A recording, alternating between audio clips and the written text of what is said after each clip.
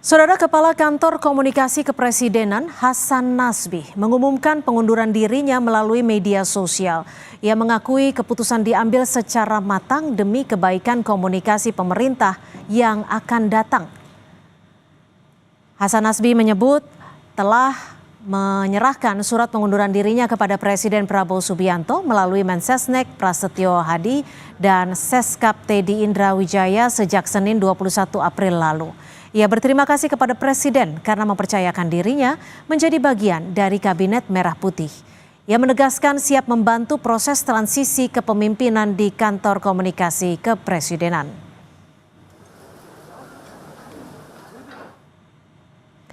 Melalui pesan singkat kepada Kompas TV, Hasan Nasbi menyampaikan bahwa ini jalan terbaik yang dipikirkan dalam suasana yang amat tenang dan demi kebaikan komunikasi pemerintah di masa yang akan datang. Saya mengucapkan terima kasih kepada Presiden Prabowo Subianto yang sudah memberikan kepercayaan kepada saya sebagai bagian dari anggota Kabinet Merah Putih. Tapi saya juga harus meminta maaf kepada beliau jika selama memberikan pelayanan kepada Presiden masih jauh dari apa yang beliau harapkan.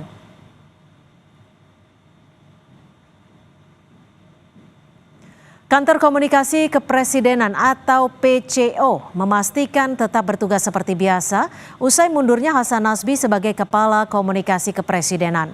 PCO pun menghormati keputusan Hasan Nasbi untuk mundur serta mengapresiasi kontribusi Hasan Nasbi sebagai Kepala PCO sejak Agustus 2024.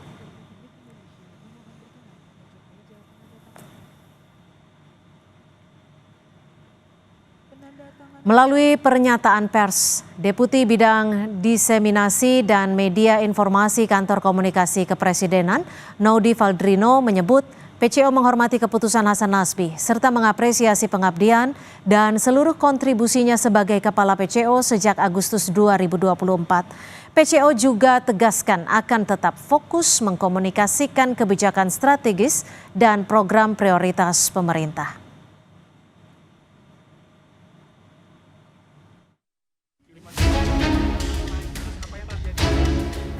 Pertengahan Maret lalu menjadi kemunculan terakhir Kepala Kantor Komunikasi Kepresidenan Hasan Nasbi di hadapan wartawan. Kala itu, Hasan merespons teror kiriman kepala babi yang ditujukan ke jurnalis Tempo Francisca Christie. Ucapan Hasan langsung menuai kritik keras dari berbagai kalangan karena dinilai nirempati. Ini dinilai, terus apa yang terjadi pas dikirim itu, apa yang terjadi? Ini semacam ancaman kepada para pers. Kebebasan pers, Pak. Udah dimasak aja. Kalau kepala babi mau dimasak aja. Sebelumnya pada 17 Maret, Hasan Nasbi sempat mengeluarkan pernyataan terkait polemik revisi RUU TNI melalui cuitannya di media sosial X. Hasan menyinggung soal adanya provokasi dan narasi bohong tentang RUU TNI dari segelintir orang. Ia mempertanyakan permohonan maaf. Ia kemudian menghapus unggahan tersebut, namun tidak sedikit pengguna X yang mengabadikan postingan Hasan melalui screenshot. Pola komunikasi Hasan Nasbi pun dipertanyakan pimpinan media saat berdiskusi dengan Presiden Prabowo. Presiden pun menilai pernyataan Hasan Nasbi merespons aksi teror kepala babi terhadap redaksi Tempo adalah hal yang teledor dan keliru. Benar, itu ucapan yang menurut saya teledor, itu ya keliru itu. Ya, saya kira beliau menyesal. Ya. Tapi ini alasan yang saya bisa kasih adalah mungkin ya karena baru dalam posisi pemerintahan yang selalu disorot. Hasan Nasbi yang dikenal sebagai konsultan politik sekaligus pendiri lembaga survei Cyrus Network resmi dilantik sebagai Kepala Kantor Komunikasi Kepresidenan oleh Presiden ke-7 Jokowi pada 19 Agustus 2024. Sebelum masuk di lingkungan istana, Hasan Nasbi pernah menjadi juru bicara TKN Prabowo Gibran di Pilpres 2024. Tim Liputan Kompas TV. Saudara, lebih lanjut soal mundurnya Hasan Nasbi sebagai Kepala Kantor Komunikasi Kepresidenan, kita bahas bersama analis komunikasi politik Unpad. Sudah ada Kunto Adiwibowo serta Wakil Ketua Umum Partai Golkar Ahmad Doli Kurnia. Selamat petang Bang Doli, Pak Kunto, terima kasih sudah bergabung bersama kami di Kompas Petang. Terima kasih. Selamat sore, sama-sama Cynthia. Ya, saya ke Pak Kunto. Pak Kunto, sebagai analis komunikasi, analisa Anda, apa yang membuat Hasan Nasbi mundur saat ini dan hanya melalui media sosial? Iya, yang pertama adalah tentu saja blundernya yang diakui oleh Pak Prabowo juga soal kepala babi itu. Lalu yang kedua, yang saya juga mencatat beberapa hal ya, Pak Hasan Nasbi selama jadi kepala PCO itu paling tidak hanya 8 kali lah mengeluarkan statement yang terkait dengan kebijakan pemerintah gitu, dan salah satunya bahkan dibantah oleh Mensesnek, yaitu soal efisiensi, tentang nggak ada kok instansi yang salah ngerti soal efisiensi gitu, kata Mensesnek waktu itu. Lalu yang ketiga, kita bisa lihat bagaimana Hasan Nasbi ini udah mundur dari 21 April sebenarnya. Ketika 19 April Pak Prabowo menunjuk jubir internalnya, yaitu Mensesnek salah satunya, dan 21 di video yang diunggah oleh Hasan Nasbi hari ini kan itu tertanggal tanggal 21, dan dia hari terakhir dia datang ke PCO kan, ke kantor komunikasi presidenan.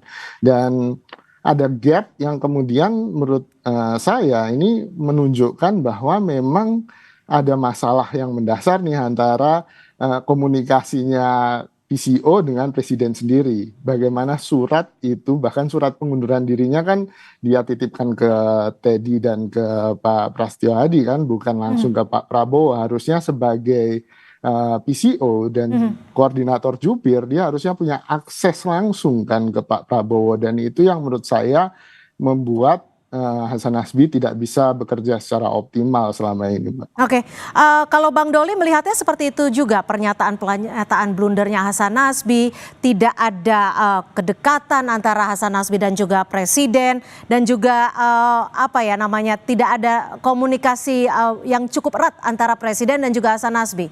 Kalau Anda melihatnya seperti apa, Bang Doli? Ya, pertama fakta bahwa saudara Hasan Nasbi sudah mundur, ya. Saya kira itu sebuah fakta yang kemudian ya tinggal menunggu keputusan Pak Presiden kan, diterima atau tidak pengunduran dirinya itu.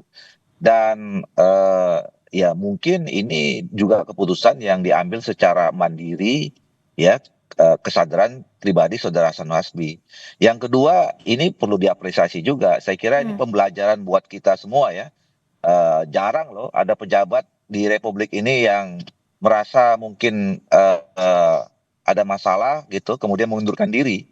Ya, ini pembelajaran juga buat kita. Jadi saya satu sisi memberikan apresiasi saudara Hasan Nasbi yang berani mengundurkan diri gitu. Terlepas misalnya kita memperdebatkan dia salahnya di mana gitu, atau dia merasa salah sendiri, atau kemudian pernah kena tegur dengan presiden dan seterusnya.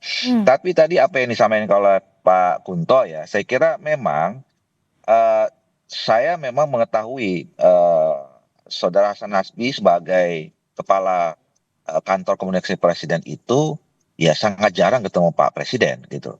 Padahal sebenarnya harusnya yang namanya juru bicara itu harus melekat day to day, hour to hour, minute to minute, second to second harus dengan Pak Presiden gitu loh. Karena dia adalah speaker ya, corong apa yang ada dalam pikiran, apa yang ada dalam hati, apa yang diucapkan oleh seorang presiden. Jadi tidak mungkin dia bisa menyampaikan sesuatu dengan tepat mewakili presiden kalau dia tidak bisa tahu persis apa yang ada dalam pikiran, feel-nya itu bagaimana gitu. Karena yang namanya juru presiden itu kerjanya cuma menyampaikan, tidak boleh menganalisis. Ya, tidak boleh menganalisis apa yang diucapkan, apalagi yang dipikirkan, apalagi buat asumsi. Nah, itu hanya bisa dilakukan kalau seorang juru bicara itu memang melekat dengan presiden. Makanya waktu kemarin Pak Presiden mengatakan bahwa Pak Prasetyo Adi sebagai Mensesnek juga boleh dipersilakan sebagai juru bicara. Ya mungkin memang setiap hari yang dekat yang ketemu dengan Pak Prabowo itu Pak Prasetyo Lebih dengan Adi. Mensesnek ya. Nah, saya waktu itu membayangkan Pak Prasetyo Adi itu bisa menjadi jembatan ya, menjabatan komunikasi dengan teman-teman PCO, dengan Pak Hasan Nasbi dan kawan-kawan, supaya memang apa yang disampaikan oleh Pak Hasan Nasbi dan kawan-kawan itu memang betul-betul dari sumber pertama yang orang Ya. yang terdekat dengan Pak Prabowo. Kalau memang selama ini mungkin ada kendala teknis untuk Ya. ketemu langsung ya, gitu. Oke. Pak Kunto, kalau memang disebut ini disaksikan sendiri oleh Bang Doli bahwa jarang ketemu dengan Presiden Pak Hasan Nasbi ini, apakah ini ada pola komunikasi yang dari awal sudah tidak sesuai kehendak dari Pak Prabowo? Karena kita tahu Hasan Nasbi ini kan dilantik oleh Pak Jokowi sejak 2024 lalu. Iya Mbak, saya pikir kan Pak Prabowo juga ingin memerintah dengan profesional dan Pak Hasan Nasbi pun juga ingin menjalankan tugasnya dengan optimal, sehingga ketika terjadi gap seperti tadi yang disaksikan langsung oleh Bang Doli, ya menurut saya ada pertama ya problem, bisa jadi itu problem politik, tapi ini kan spekulasi belaka ya Mbak ya, soal Pak Jokowi, soal Pak Prabowo, tapi kan itu sudah dibantah oleh Pak Jokowi, sudah dibantah oleh Pak Prabowo gitu kan. Dan kalau secara posisi kan, ya posisinya Pak Hasan Nasbi kan kalau boleh dibilang ya memang benar ada itu, ini hanya sebagai korban dari percaturan atau persaingan elit gitu kan. Dan posisinya memang tidak strategis misalnya Ketum Golkar, Pak Bahlil gitu kan. Sehingga saya tidak melihat indikasi ke sana yang sangat serius gitu.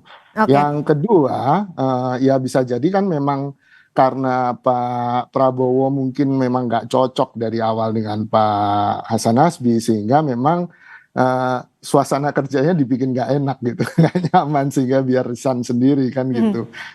Dan ini yang mungkin kejadian dengan Pak Hasan Nasbi ini. Tapi paling tidak menurut saya ini juga momentum untuk memperbaiki komunikasi publik di kepresidenan gitu. Kalau dengan Mensesnek ini, apakah nanti bisa dilanjutkan karena sudah sudah terbangun komunikasinya antara Pak Mensesnek dan juga Pak Presiden? Iya, bahkan tanggal 21 kalau tidak salah Pak Mensesnek juga sudah mengumpulkan teman-teman wartawan kan untuk meminta kontak mereka dan kemudian melakukan hearing, bahkan Pak Prasetyo Hadi mendengarkan sebenarnya input dari teman-teman wartawan apa, dan dari situ kan bisa kelihatan bagaimana peran dari Hasan Nasbi sebenarnya sudah digantikan oleh Pak Prasetyo Hadi secara de facto sejak tanggal 21 April kemarin, sehingga ya saya melihatnya kalau memang Pak Prabowo lebih percaya, lebih dekat dan merasa Pak Prasetyo Hadi ini lebih memahami pemikiran beliau, ya kita nggak bisa ngapa-ngapain lagi kan Mbak, itu memang pilihan terbaik mungkin gitu. Bang Doli, kalau Anda melihatnya harus seperti apa sih sebenarnya hubungan antara Kepala PCO dan juga Presiden Prabowo Subianto? Ya, saya kira adalah orang yang betul-betul bisa punya chemistry ya, yang paham betul semua tentang Pak Prabowo.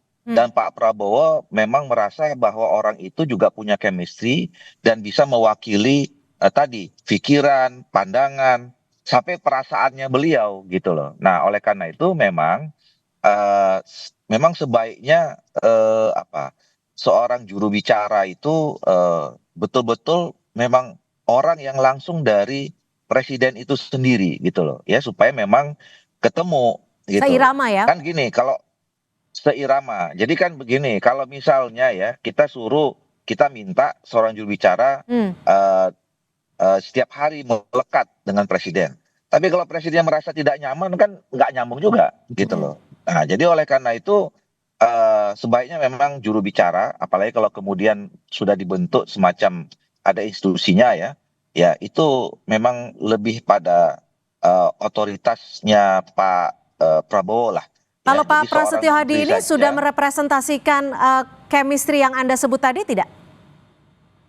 Saya kira ketika Pak Prasetyo Hadi ditunjuk sebagai Menteri Sekretaris Negara dan kita juga lihat selama 6 bulan ini hampir setiap acara Pak Presiden itu Pak Prasetyo Hadi ada, kantornya dekat gitu ya.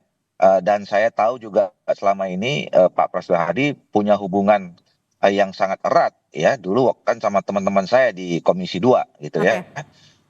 Sering kalau kita mau ada rapat atau apa minta izin kena dipanggil Pak Prabowo gitu. Jadi saya kira memang dari sejarahnya Pak Prasetyo Hadi cukup dekat dengan Pak Prabowo, dan hari ini secara formal posisinya sebagai Mensesnek juga sangat melekat dengan Pak Prabowo sebagai presiden. Pak Kunto, kalau menurut Anda, jika saat ini posisi Kepala PCO adalah kosong seperti itu, apakah perlu di-replace atau digantikan? Atau saat ini ya cukup dengan Mensesnek selaku jubir presiden saja? Karena kan sebenarnya Kepala PCO itu salah satu tugas dan fungsinya adalah koordinator juru bicara presiden. Jadi diasumsikan juru bicara itu tidak hanya satu, ada beberapa.